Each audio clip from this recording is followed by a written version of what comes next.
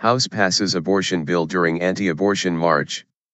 The U.S. House has passed a bill to tighten restrictions on abortion, just as anti-abortion activists were marching through Washington, D.C. The measure would permanently ban funding for abortion costs, including tax credits offered under Barack Obama's health care law. But an earlier bill to ban abortions after 20 weeks was scrapped after a rebellion led by female Republicans. The legislation's passage is unclear in the Senate. And the White House has said it will veto the legislation, saying it unnecessarily restricts women's reproductive freedom and consumers' private insurance options. The U.S. is sharply divided on the issue of abortion, with polls suggesting Americans are about evenly split 4 decades after the Roe v. Wade Supreme Court decision, which legalized abortion in the U.S. Most policy has been focused on the state level, with new laws that have forced many clinics offering abortion to close. The measures have been the subject of protracted legal battles.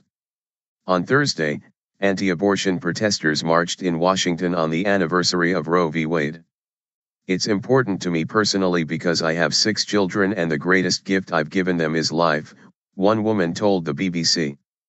"And I'm here to speak for the unborn who don't have someone to fight for them." Pro-choice activists blocked the road as U.S. Capitol Police escort the March for Life's front of the U.S. Supreme Court in Washington, D.C., 22 January 2015. Abortion rights activists blocked the road near the U.S. Supreme Court. The first version of the House bill banned abortions after 20 weeks of pregnancy, except in cases of rape. But women would have to report a rape to law enforcement. 10 U.S. states currently ban abortions after the same time period. A collection of female Republican legislators, led by Representative Renee Ilmers, pushed back against that provision. The new bill makes permanent a previous measure that blocks federal funding for abortion.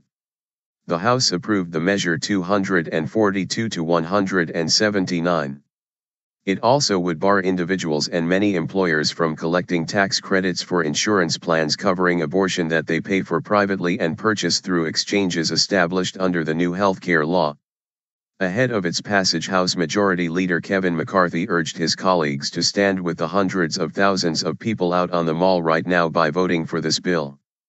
Democrats accused the Republicans of yet another assault on women's rights and suggested Republicans were trying to placate the visiting protesters. "Women's rights should not be theater, should not be drama," Representative Steve Cohen said.